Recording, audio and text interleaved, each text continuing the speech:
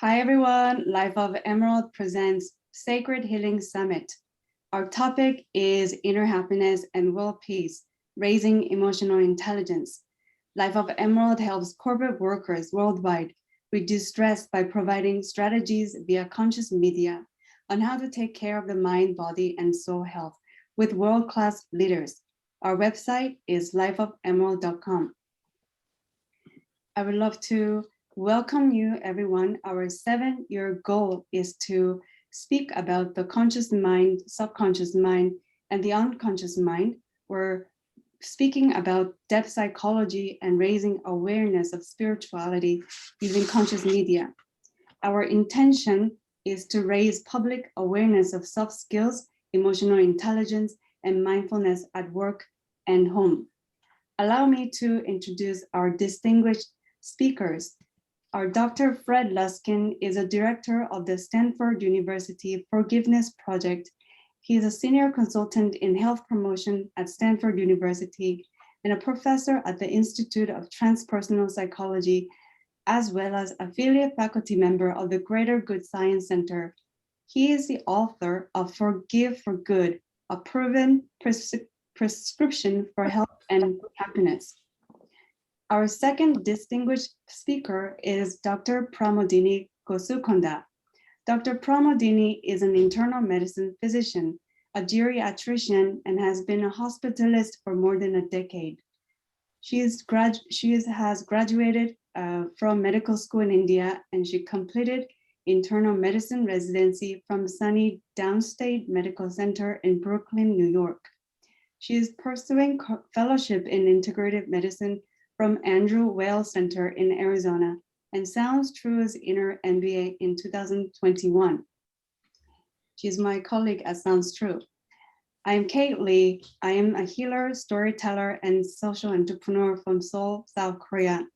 I have 15 years of teaching experience, including educating STEM college graduates sponsored by the South Korean government. My ancestors are kings of South Korea of the Joseon dynasty, and the scholars of the noble class and the kings in the Shilla dynasty. I welcome everyone here. We have guests as well calling from America, and I'm going to stop sharing the screen. And we have more sacred guests joining us. Welcome. Hi, Dr. Fred, and hi, Dr. Pramodini. We're checking first. Hello. Hi, everyone. Thank you for this opportunity. You're welcome, and thank you for your expertise sharing with us all. Now, allow me, everyone, to guide us in 1-minute meditation. So if you could, please, I invite you to close your eyes with me. And taking a deep breath in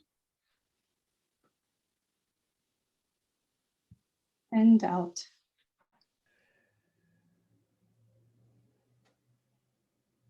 Once more, deep breath in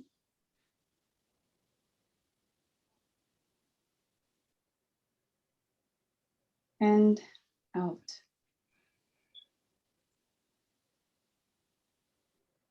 Once more, deep breath in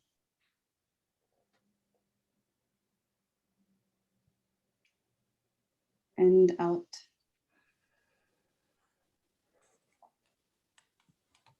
And please bring your awareness to your heart center and connect to the unconditional love that unites us all here, everyone. And put your awareness into your spine and straighten your spine as you're dignified and mindful and grounded today. And when you're ready, please open our eyes.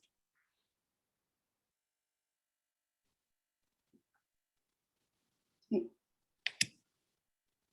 Right, thank you for joining us. Well, Dr. Fred and Dr. Pramodini, We have some questions for you, and at the 45-minute mark, I'm going to open this space for people to ask us questions. Are we ready? Yes. So Dr. Fred and Dr. Pramodini, how can we find inner happiness? Who do you want to? Dr. Pramodini, would you like to start? Okay. Yeah. Hi, everybody, and thank you, Kate, for this opportunity. So as she said, I'm an internist and pursuing my Integrative Medicine Fellowship and Inner MBA. So I have been on my own self-exploration path for the last several years. So for me, first I want to say what happiness is, then we can go to inner happiness. So, happiness, we all want to be happy, right? It's a universal desire for all human beings. Every one of us wants to be happy, like it's a positive emotion, right?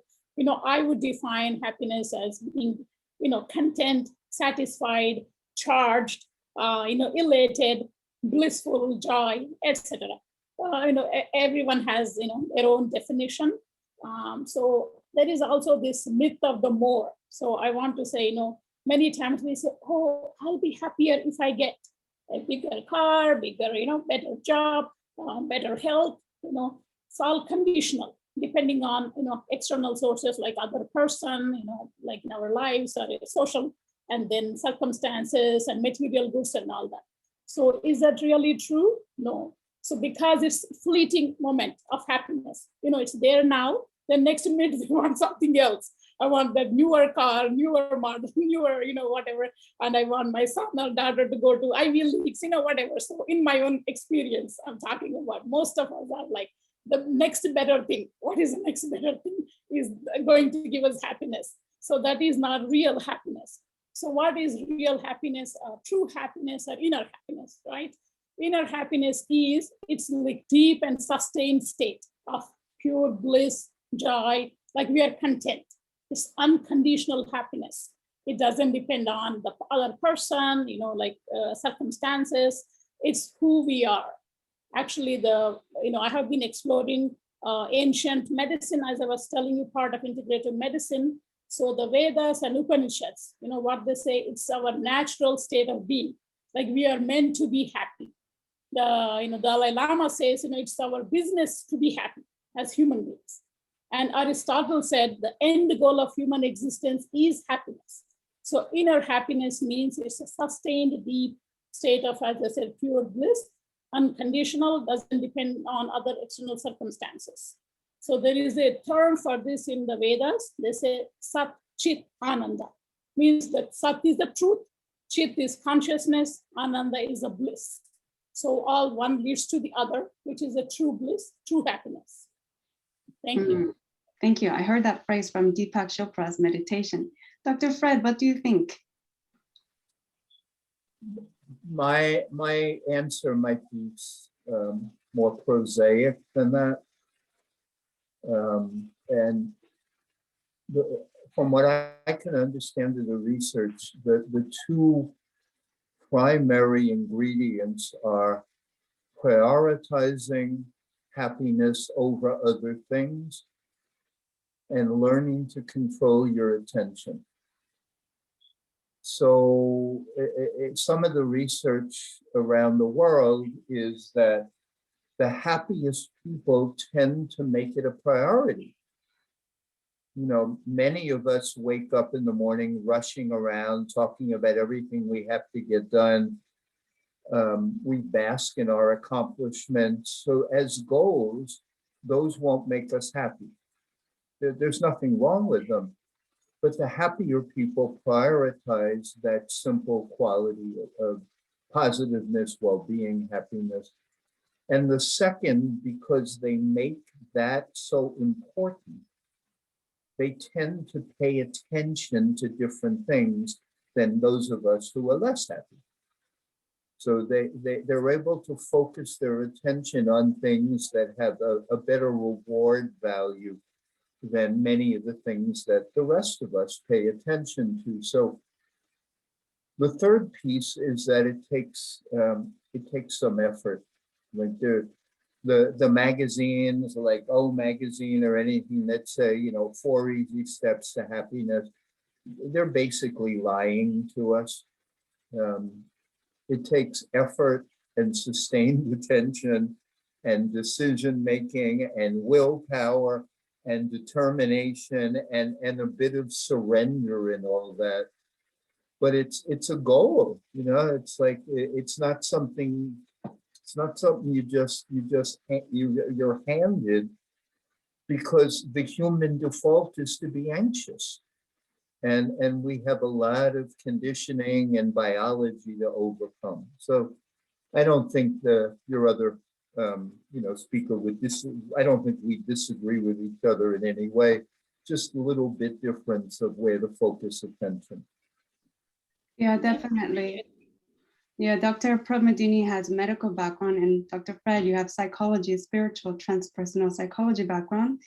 And we seem to agree on what inner happiness is.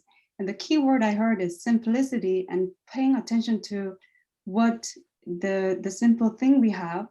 And, I think that it's about exercising our way into happiness. Like when we want to lose weight, we put time and effort into, workout regimen.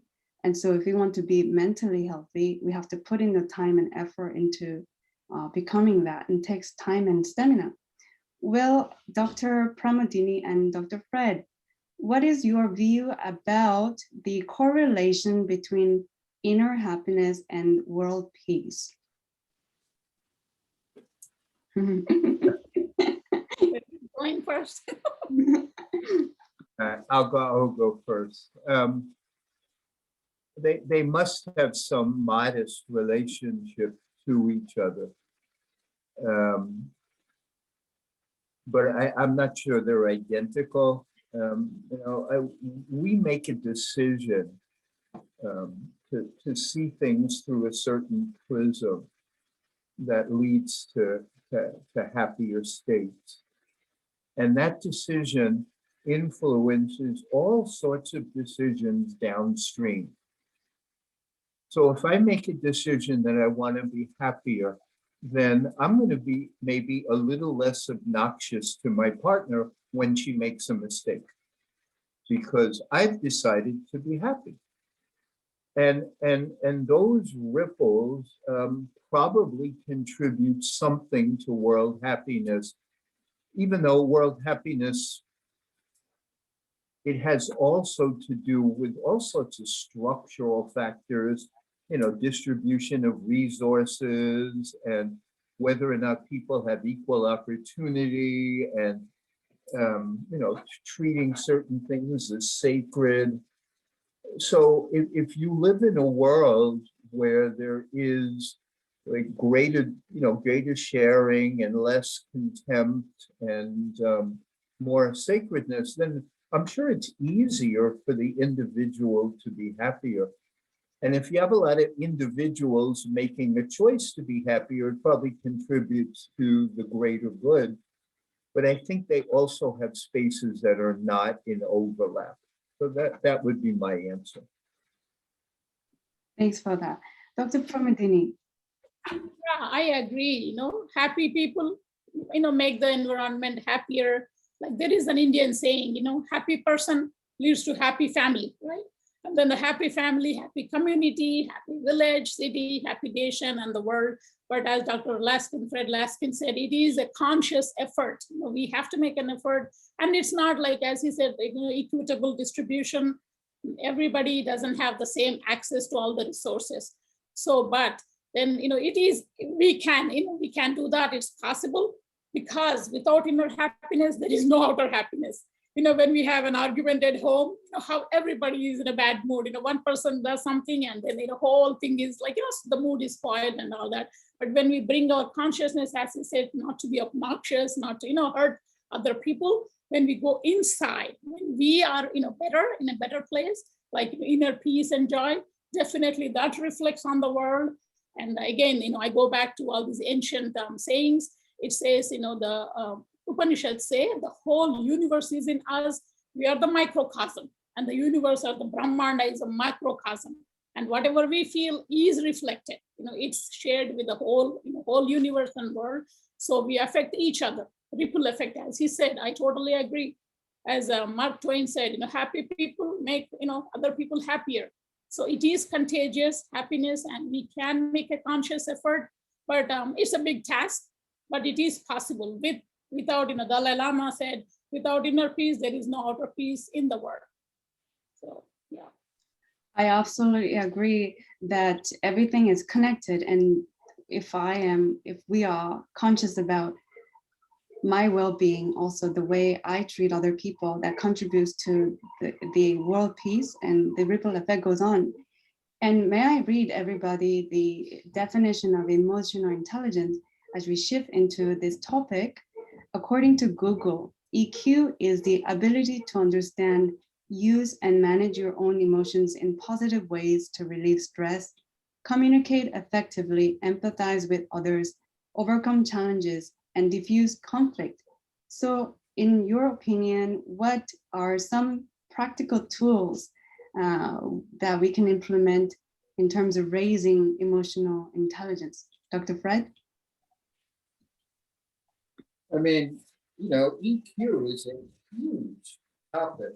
I mean, I do trainings in corporations where, they talk about EQ, but I mean, we're talking about a vast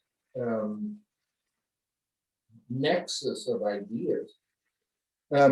Sometimes it's simpler just to break it down to something tangible, like EQ.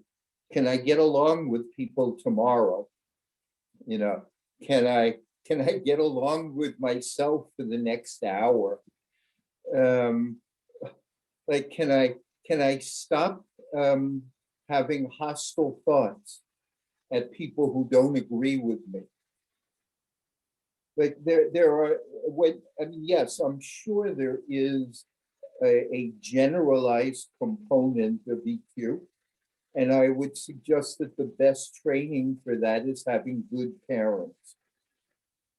That's probably the most important criteria in terms of emotional intelligence, is whether you were loved and felt safe as a kid.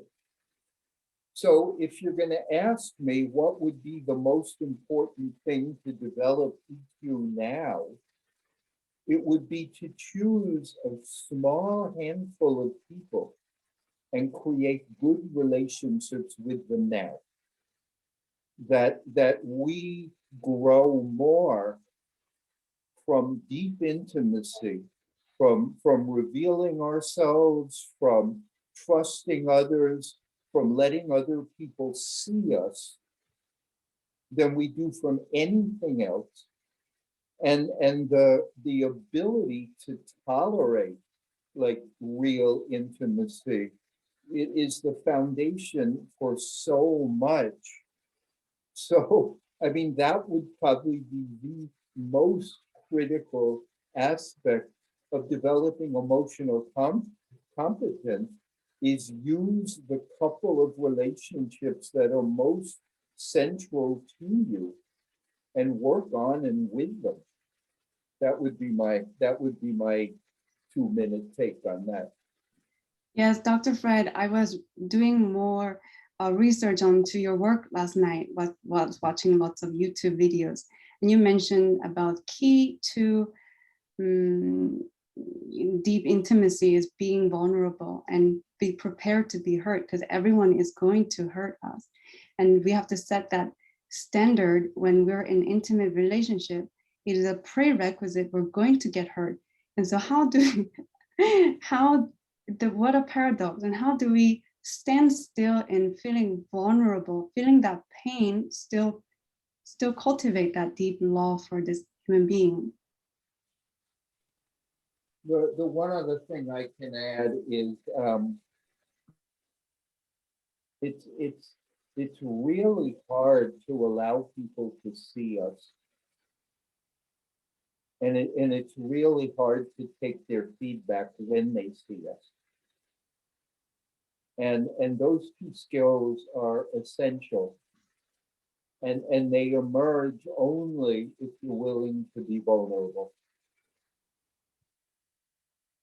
And I don't know how well people can grow without those, without allowing us, a few others to really see us, but also allowing them to criticize us and reflect back to us what they see. And the default to block that is defensiveness. And I'm right, or this is the way I am. But the key teaching is to find some safe, reasonably safe place to allow oneself to grow. I mean, that's the crucial piece of it, to allow oneself to grow. And in the growth process, we can have pain, we can have bliss, all sorts of plethora of emotions, as you mentioned before in our interview. Human being means having the template of being good and the bad and anywhere in between. Thank you for that, Dr. Fred. So I'm going to read a definition of integrative medicine, and this question is for Dr. Pramodini. Integrative medicine, according to Google, is a holistic medical discipline which takes into account the lifestyle habits of a patient. The physician works to treat the whole person rather than just the disease. The mind, body, and soul of a patient are taken into consideration to promote healing and well-being. Dr. Pramodini, could you share how integrative medicine supports the people's well-being, and how do you uniquely use that to treat people? Yeah, that's a really good definition. Yeah, integrative medicine, as you said, is a holistic medicine, looks at the whole person. Like, the mind, body, spirit, like not separate, as in modern medicine, we call the Western or modern medicine, we separate these and we divide the human being into organs or systems, cardiologist seeing heart, pulmonology seeing the lungs. And sometimes, I work as, I'm a primary care physician, I'm a geriatrician, and now integrative medicine has been a hospitalist.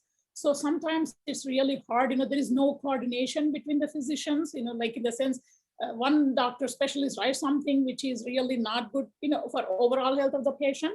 So there is no coordination, everything is divided. So integrative medicine, yes, sees as a whole person and their habits and circumstances.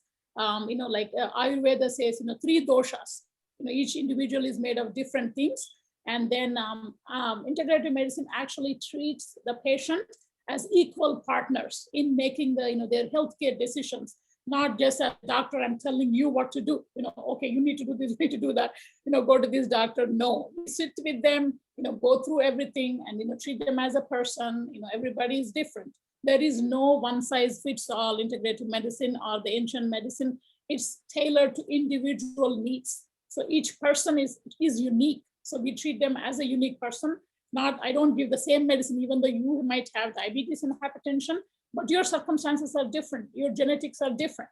So that's how integrative medicine treats, as a whole individual, not like the heart, the lungs, and everything separate with no coordination, because we are a whole human being.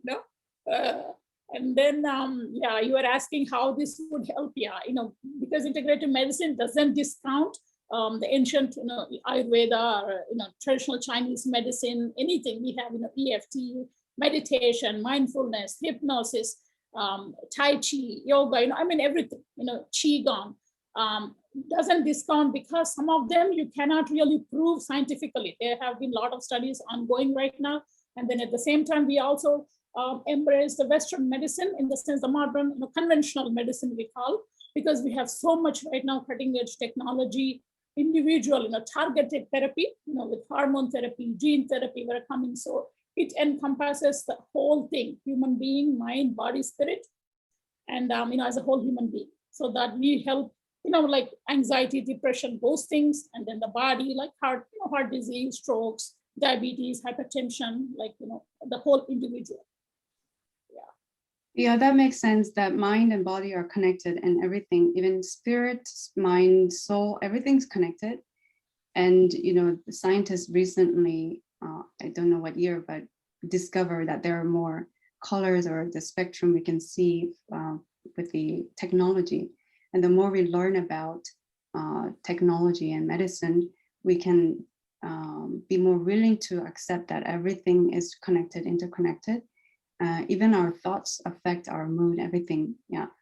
And so I wonder, Dr. Fred, when we feel fearful, anger, all of this emotion in depth, shame including, what is the functionality of forgiveness? What does it do for us biologically and psychologically? I mean, there's nothing inherently wrong with feeling fearful or ashamed or any of the negative emotions. We're hardwired to have a whole range of emotions to really be skillful in life, which requires a lot of variability and ability to adapt to situations. I think the question is, if you're stuck in a particular negative emotion and you can't adapt it, like you can't go past it, then often it's because like you haven't moved past a reaction to something that has already occurred. So some people are stuck in the ways that their parents might have treated them. Other people are stuck in the way that their partners or lovers treated them. Some people are stuck because they got sick. Other people are stuck because they didn't behave in the way they wanted. And then they carry this stuckness with them and base all sorts of present decisions on old news. You know, we live in a world filled with this, you know, where groups and tribes and individuals bring up all sorts of stuff from the past to defend why it is that they're angry or frustrated or unhappy with the present. And it's a very stuck place, which usually keeps negative emotions from being released, so that you can open to your life now and figure out what the best course of action is now, not totally based on the past, and not to work out something from the past, but to live more fully now. And generally that requires some degree of self-forgiveness. Like, oh, for too many years, I gave too much credit to my parents for ruining my life. Silly point. They may have been terrible parents, but I ruined my own life, thank you. So when you stop doing that, you can actually have a life now of relationships and experiences that are more current. And the quality of like forgiving oneself allows you to just do that without beating yourself up, recognizing that maybe you didn't make the most skillful decision, and making better decisions. I mean, it's simply a tool that keeps us from like putting too much attention and energy to stuff from the past. So almost like we need to follow the eyes with skillful tools to move into forgiveness and move from the stuck point to liberation. So the graph I showed earlier, going from the unconscious mind to subconscious mind to conscious mind, where we can connect to our loving being, loving sense, and joyful essence. And thank you for shedding the light on this part, that it's okay to feel all sorts of emotions. That shame is not to be shamed about. Fear is a normal thing. So, yeah. Let me just say one other thing which may go against the zeitgeist that we live in, is that I'm not convinced in our current world there's enough shame. Can you say more about that? I'm really intrigued. I think as many people let themselves off the hook for terrible behavior too easily. And shame is a really, really good quality used appropriately. So if you hurt somebody, it's appropriate to be ashamed. You don't need to stay ashamed, but if you don't go through with shame, you're missing a key piece of the human experience, which is you either harmed another person or you screwed up for your own life. That's not good. And if you don't have some degree of shame, you may not work hard enough to overcome it because you will just allow yourself to float right past it, which I'm going to say is a kind of spiritual bypass. Like we're responsible for our actions. When we mess up, it's appropriate to feel bad, and it's appropriate to try to make amends. Those are appropriate responses.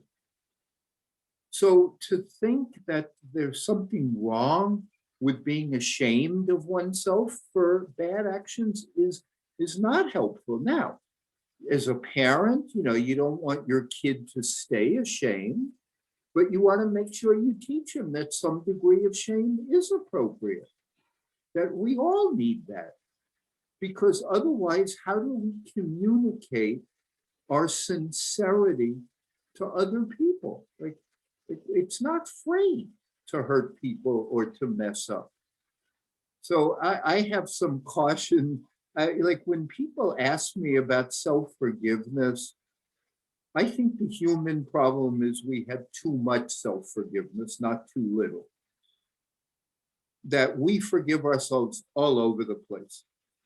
And there's a percentage of us who don't, but the great majority of us do not feel bad about the ways we hurt the planet and ourselves.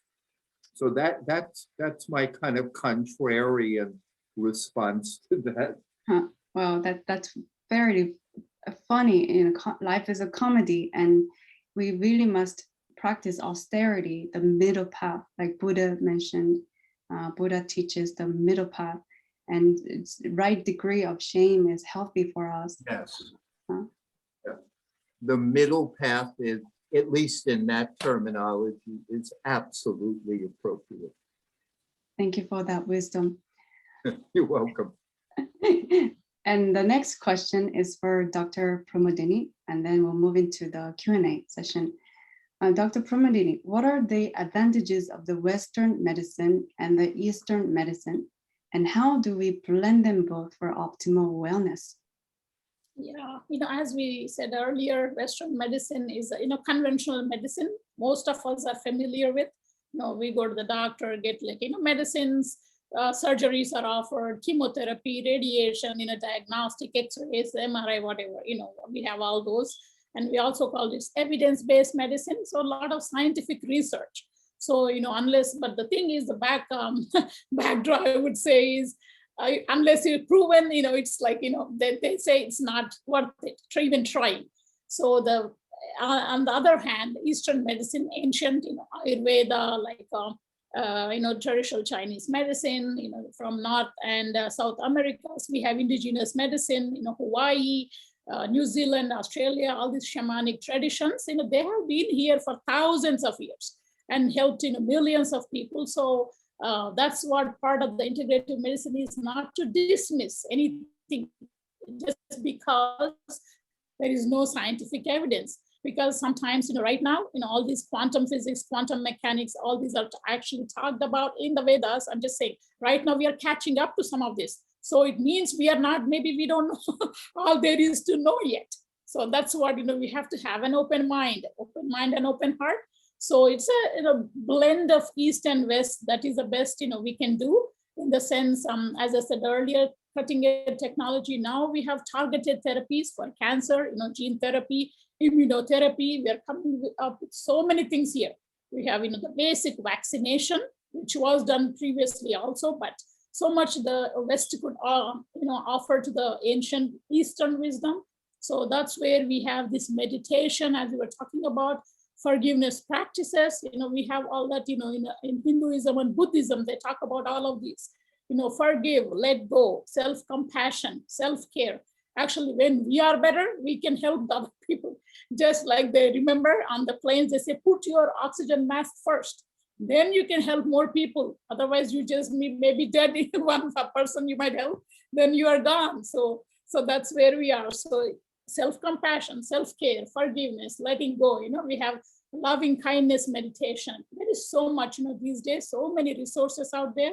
So that is the beauty of it, blend of East and West technology and the ancient wisdom put together, treating every individual as a unique human being, not organ systems, and mind, body, soul together. So that's what we are striving to, achieve. This is another key message here is walk a middle path, neither good or bad, neither Western is the right, Eastern is the right. If we can find the wisdom in both medicine and tradition, we can find the balance and we can really optimize our wellness. Dr. Pramodini, for example, if I get bitten by a snake, where do I go? Eastern or Western? Go to the emergency room. Western medicine. So, Western medicine, any emergencies, right now you have to have surgery. Yes, go there because it's a quick fix. That's the thing. That's the key point is quick fix. And then if you have anything else, like the long-standing chronic diseases and mind, mostly to do with mind, anxiety, depression. I'm saying if you are suicidal, yes, Western medicine, but in the long run, chronic process, always go for Ayurveda, traditional Chinese medicine. These are, they're proven. It's a slow process. So you can't, if you are in a car accident, break a bone, heart attack, if you need to have a heart cath right now, strokes, the Western medicine is the best. Any emergencies, any kind of, that you have to go there. But any long process, once you're healed, once you're better, then for overall healing and well-being, as we were talking about inner peace and balance, that's where you go here to the Eastern medicine, Eastern wisdom.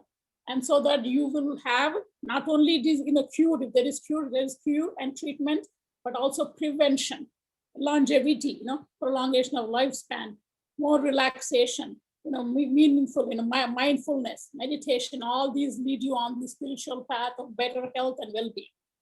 Yeah. And to treat the core issue, we go to the Eastern medicine. Okay. Yes. Yeah. Thank you for that. Well, now I'd love to open the floor to our guests here tuning in, our sacred guests. Do you have any questions for either of our doctors, Dr. Fred or Dr. Pramodini? Feel free to open your audio and ask us, please. Okay, I have one on forgiveness. We had some pretty severe medical malpractice, and it took me a while. I couldn't really forgive, but it was interesting. I believe in karma. And what interested me is that I finally realized that what happened to me probably couldn't have happened without my karma somehow needing it, like my needing that experience, because it did enrich my life a lot. So it's hard to forgive if you don't see it as a lesson to yourself as well as something bad someone did to you. Isn't that more the Indian philosophy? Or because I got that, I'm in a mystery school, which is, studying ancient wisdom. And that sort of came to me through that experience. I finally, just thinking, oh, this person's going to get punished for doing this to me didn't do much for me. But thinking that I actually caused this and it was supposed to teach me something, it really taught me something. Because it taught me basically not to put up with, bad treatment from people, not to just be polite and nice and put up with it. Because I sort of used to be tolerant. Now at a certain point, I'm just like, hey, out of here. You know, I'm just not quite as nice, but I'm nice to the people I want to be nice to, you know, which is most people. But what do you think? I think a lot depends on our underlying beliefs, because some people, I don't think the Jewish faith believes in karma. So if somebody does something bad to you, you can want to, you know, it's an eye for an eye.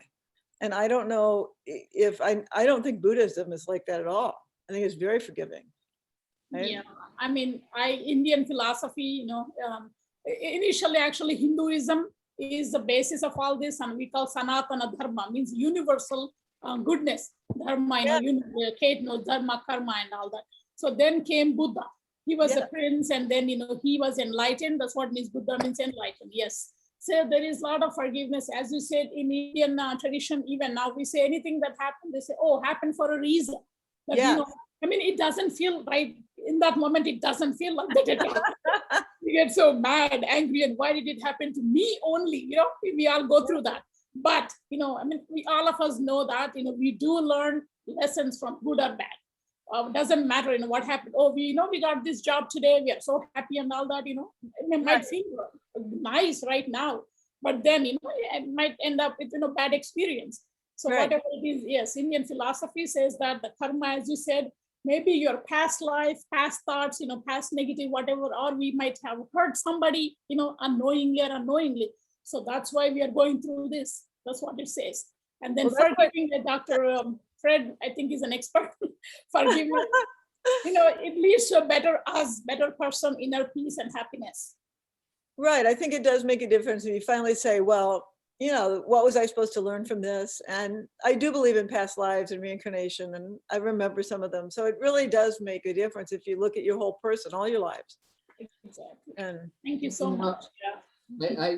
I personally feel very comfortable with your cosmology, but it's not the only useful cosmology out there. I just feel very comfortable with it. And the question is an almost impossible one, because it gets at, why do human beings suffer? Like, what is evil or the deliberate harming of other human beings? You know, everybody has a cosmology around that, and some people's cosmology is, you know, the only thing that matters is me. I know. So, you know, if that's their cosmology, then revenge or mistreatment back would be the only answer that would make any sense. But different cosmologies lead to different responses. Right. You know, and for whatever reason, like you talked about, like you used to be more passive and now you're more assertive. Whatever you do, you're still going to suffer somewhere, and you're going to still have people mistreat you to some degree. Like there is no response that ends that. Well, don't you find, I realize that if I respond rather than react to things, I used to sort of tense up because we lived in New York City and I wasn't used to the sort of in your face stuff. And then eventually, once you learn how to respond to it, you're ready for it. And so I don't get mad at it anymore. I just say that's just where they are in their evolution, so, you know, whatever. And I've chosen to really come up with a group of friends who are totally on my wavelength. And that makes a huge difference because you can protect yourself. And then if you go out, it's so different. That is so smart. And also, it's like the obvious of victimhood, which is a really damaging philosophy of life. When you act in alternative means, like, which is, well, I'm going to look for people who see things the way I do and support me. And the alternative is to feel sorry for yourself because you don't have people who see things the same way and support me. There's to me, a great degree of self-care in that. There is, yeah. Well, I can sort of feel vibrations. Maybe everyone can, but I can feel them. And so I used to like feel them coming towards me and I'm like, what's happening? And then I learned to block them. And it's just really interesting. And then you can find your own people, which is so relaxing. Should let somebody anyway, else sorry, ask let someone else ask. you have a question? No. Okay. Thank you for that inquiry. And Dr. Fred, you work with Dr. Richard Tynas at CIIS. So yeah, I imagine that this cosmology is comfortable for you, so as philosophy, cosmology, and PCC, cosmology, psychology, and spirituality, I believe, the PhD program. But yeah, do we have any other inquiry from different worldview? Do we have any questions?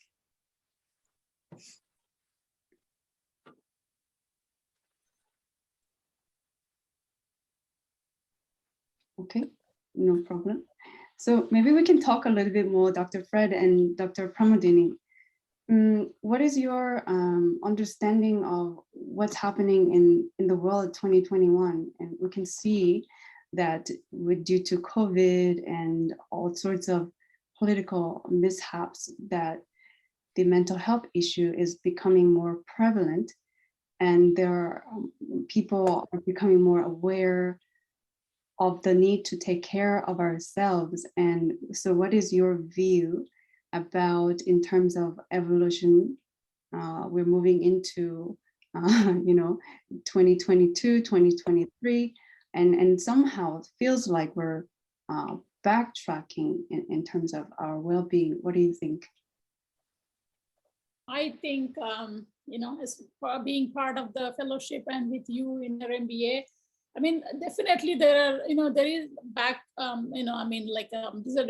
disadvantages to the pandemic. Millions of people died and so many are suffering. But at the same time, there's so much right now exposure of the inequalities, injustices in our system. We have everywhere, we are noticing that political, racial injustice, whatnot. So I think, there is some awakening, more spiritual awakening. People are realizing how harmful we have been, to the planet, to our own selves. There's so much hatred and negativity in the world. But at the same time, I'm thinking there is actually another awakening at this point, spiritual. I have been on different platforms working with so many people, part of our inner MBA, we have so many spiritual leaders, consciousness leaders, so much. It's a beautiful program, actually, by sounds true. And I'm so, actually grateful for that program. And even my fellowship, 2 years, I'm finishing this fall, actually. So I have the, opportunity to meet with so many people like, John Kabat-Zinn, Dr. Davidson, Dr. Fred might know, so many researchers, so many people. So I do, I know there is, main thing is the fear of the unknown, fear of uncertainty. We don't know how long this is going to last.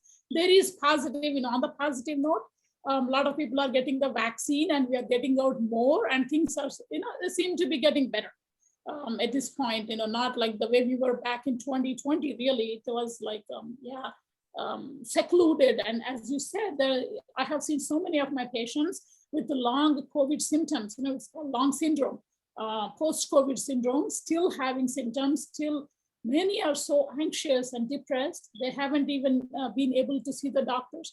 Even people with cancer, they were not able to keep up their appointments, chemotherapies, radiation, everything is delayed. And even the diagnosis, everything is put off for 6 months, 10 months. So there is definitely that, but at the same time, I feel the consciousness, there is something stirring inside of many of us. We are trying to be better people, so I'm hoping 2022, 2023 will be better. I hope so too, Dr. Dr. Fred, what do you think? I think I don't have the skill or knowledge to make any real definitive statements on like planetary evolution. I can barely figure out, like none of us can figure out the stock market even. So It's true. Not an expert. it does appear that, at least in the United States, there's a real lack of courtesy and kindness towards people who don't see things the same way. It's true. they appear to be pushed by social media, by politicians. But we've been doing things over decades. We reduce social services. We have all sorts of rules and laws that make the rational distribution of resources more difficult, so the wealthy get wealthier, and those are going to cause distress. I just read something today that a good percentage of the people arrested on January 6th for like storming the Capitol, so to speak, were bankrupt, out of work, had significant life stresses. And I'm not excusing it. I'm just saying that I think the evidence would suggest that there is a lot of suffering, and there isn't that many like sources of good models and modeling like acceptance and kindness and those kind of things. Eternally, those are the antidote. The real diversity is what this world needs, allowing other people to be different and not making them be like you. But none of us seem to want that. So, that's the best answer without knowing, it's like, We seem to be again, I focusing on don't the know. differences between people instead of the similarities. And I think that's the thing that's really driving us apart, is like, oh, you're this, you're this, you're this, you're in these buckets, but we're all human beings. Exactly. Right? We have a share, we share a lot. We share more than we actually differ. I've never understood that when supposedly the average person shares like 99.8% of DNA with every other person on the planet. I mean, we also share like 99% with chimps. So it's like Family, basically. We're all family. But it treat does, each other like family. it suggests a huge shared experience rather than I'm this and not that. But my thing is human beings are complex. I mean, even me, at one moment I'm this, and next moment I'm someone else, like my emotions, the way I do things, and the way I treat this person, the way I treat that person, or the way I interact with, it's all different, it changes from moment to moment. So it's very hard to put me in, as you said, in a folder or in a bucket. It's very hard because we are very complex and we cannot, categorize like this. This is only it, which is very untrue. So as you said, yes, we have more in common than the differences. But still, I still feel that there is more awakening, more consciousness at this point. I think this is the worst time for the planet. It looks like so many troubles, so much problem. But at the same time, on that positive note, something is happening. Yeah.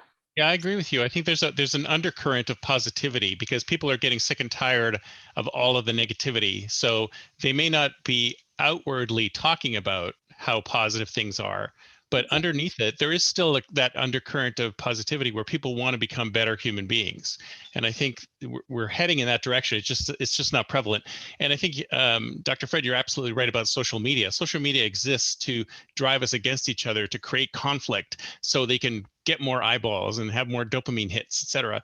If we all work together and we're all one big happy family, they'd have no business. Right. So unfortunately, they're the ones who are driving us into this frenzy. And we basically have to say to it, no, we don't want to be driven into a frenzy. We're stepping back and we're looking at improving human lives instead of, denigrating each other. Thank you everyone for participating with us. We have a program designed for you to build healthy habits easily in 30 days. In the 30-day happiness program, Dr. Fred Luskin elaborates further about the. Thank you everyone for participating in our summit. I'd like to especially thank you, Dr. Pramodini, and thank you, Dr. Fred, for sharing your expertise with us. See you around. Bye, everyone. Thank Bye. So it you. was my pleasure and honor. Thank you so much. Namaste. Bye. Thank you. Bye. Bye. Thank you. Take care. Yes, thank you.